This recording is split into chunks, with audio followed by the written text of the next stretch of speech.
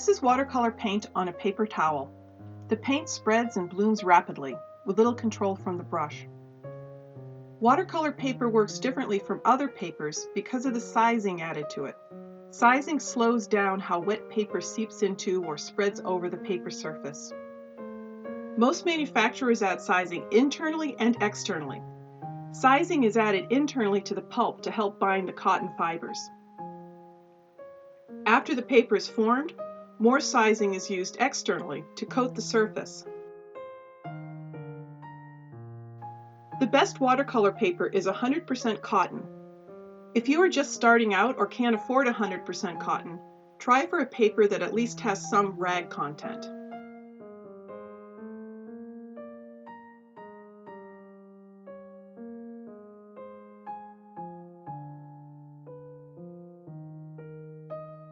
Watercolor paper comes in 3 different surfaces: hot press, cold press, and rough. For hot press, think of a hot iron smoothing out wrinkles in a shirt. Hot press is much smoother than cold press or rough. But it does have a few characteristics that can make it a bit tricky to handle. Painting an even wash on hot press is more difficult, and it's harder to brush on textures.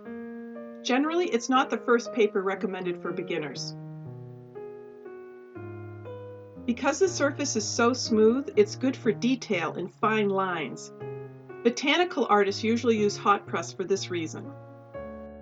Illustrators who draw with pen and ink like the smooth surface because their pen nibs don't catch on the paper as they draw.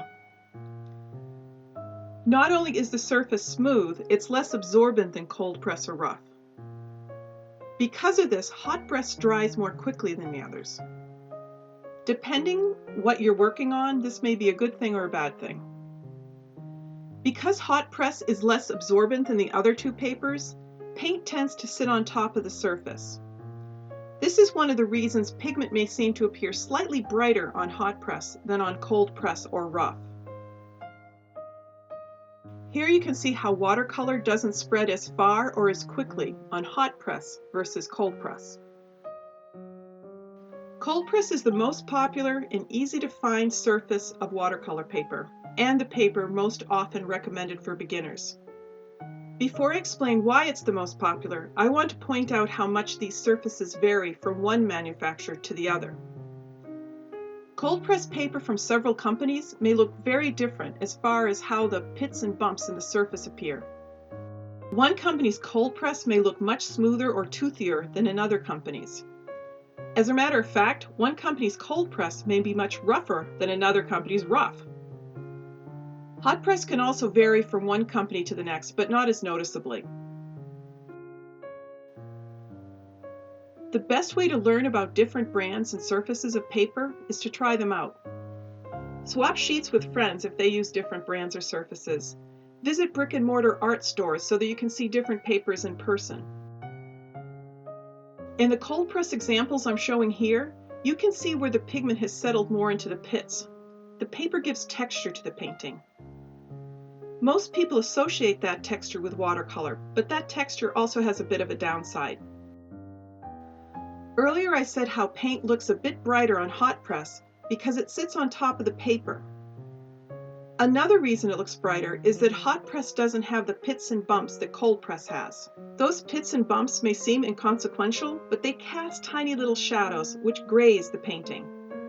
This becomes more noticeable in photographs. If you photograph your paintings, it's best to use 2 light sources. Light will flood into all the spaces and the painting will look brighter. Those pits in the surface hold extra liquid. Extra liquid means that cold press takes longer to dry than hot press. That longer drying time means you have a longer window to work when you're painting wet and wet.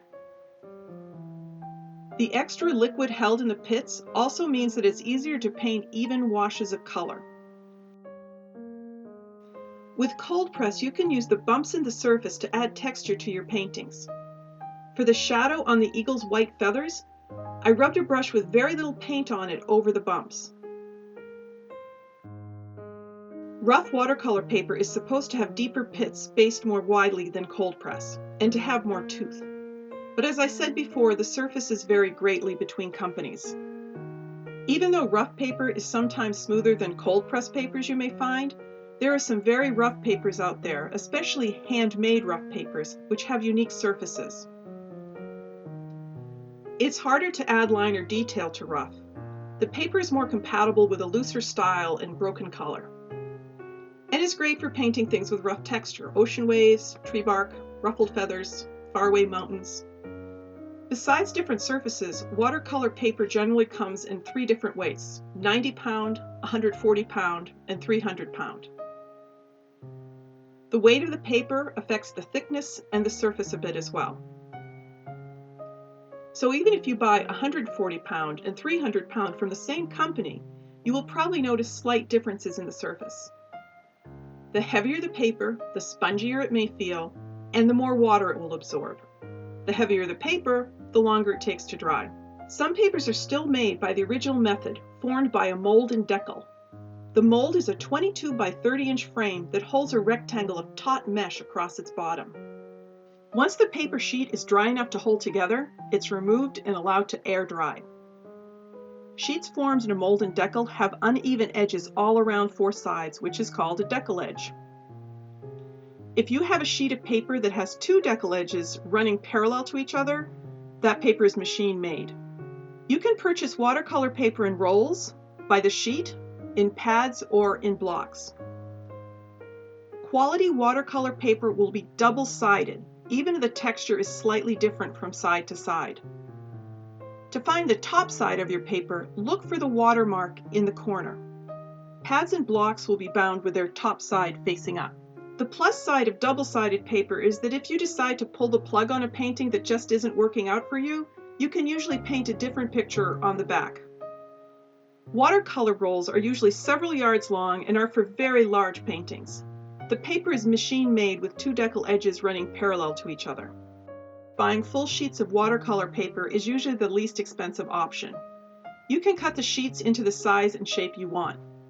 Some companies attach small stickers to the back of the paper. The sticker seems to peel off easily without appearing to leave residue. But once paint covers the mark, it will be slightly visible, so it's best to avoid painting in that area. Sheets need protection from being creased or dented. I was lucky enough to get a storage rack for $20 several years ago when a local craft store was closing. You can buy racks or use a portfolio to store your paper. But storing it between 2 pieces of cardboard works just as well. Just keep the paper inside the flat plastic bag it comes inside so that it remains acid-free. With pads, you don't need to worry quite as much about protecting your paper. Pads come with a chipboard backing that stops your paper from bending, and a heavy paper cover that protects from dirt and scrapes. Pads are either adhesive bound or spiral bound. Pads come in standard sizes. You may already know what size you'd prefer to work in, but if not, for starters, try one that will give you room to experiment on the sheet. Blocks are the most expensive option. Like pads, blocks come in all surfaces and in standard sizes. The back of the block is heavy chipboard and the cover is heavy paper. Blocks are stacked sheets of paper that have adhesive all around 4 edges to hold them together. At the top of the block, there's a small area without adhesive where you can insert a palette or craft knife. Just insert and run the knife around the edges to release the completed painting from the block. Because each sheet is held down in place by the adhesive edges, the painting can dry flat and will have less chance of warping. After the painting dries, you can leave it on the block or store it by taping the front cover closed. The best way to learn about watercolor paper is to actually use it. Here's an exercise using the same 3 colors from my Paint Watercolor Leaves video. If you don't have Antwerp blue, Aureolin yellow in permanent rose, use any watercolor of your choice. The important thing is to get some playtime with your paints. You can print out this template of an imagined landscape from my webpage or just sketch your own.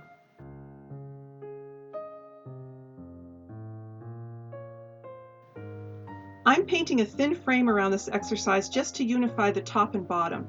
It isn't really necessary other than practicing how to handle a brush. A painting doesn't need to be perfectly centered and ready for framing. You may even decide the painting would be better cropped differently than how you'd planned.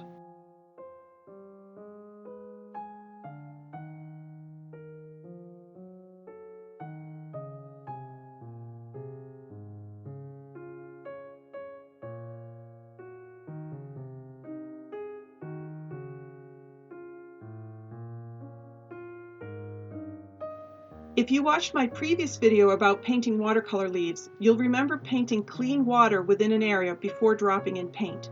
The paint should be the consistency of light cream. Paint the sky area with clean water, keeping the circle dry. Drop in paint until you're happy with how it looks.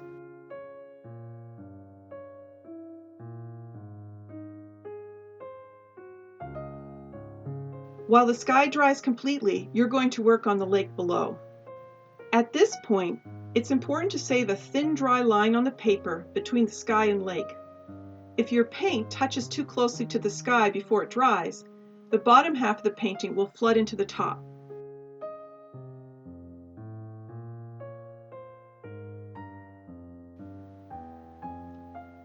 Dilute some of your paint mixture with water so that it's the consistency of juice instead of light cream.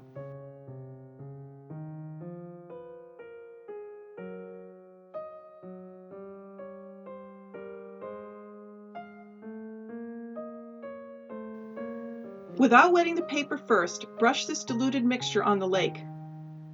You want to keep the reflection path from the sun dry mostly, but here and there you can brush in a thin line.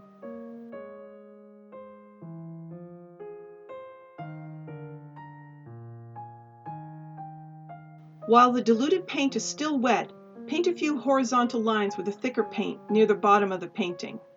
Add a few very thin lines closer to the horizon. Now you need to wait for the paint to dry. To check if your painting is dry, hold your hand above the surface. If it feels cool, liquid is still evaporating and it needs more time. Now that the sky is dry, paint a few gentle hills with a diluted mixture.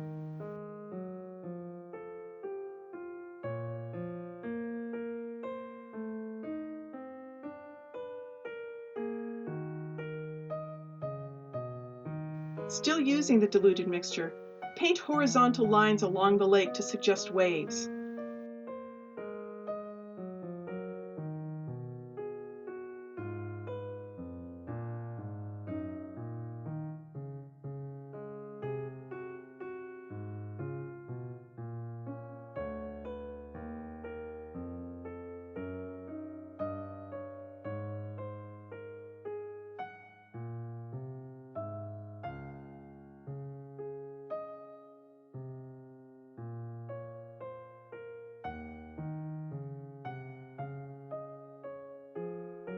Pull a few lines into the reflection path again, but keep it mostly dry and white.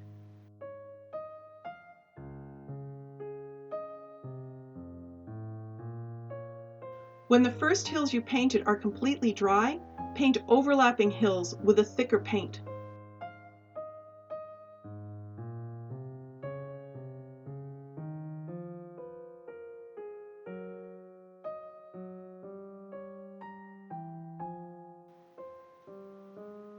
With a thicker paint still on your brush, paint broken lines for the reflection under the hills you just painted.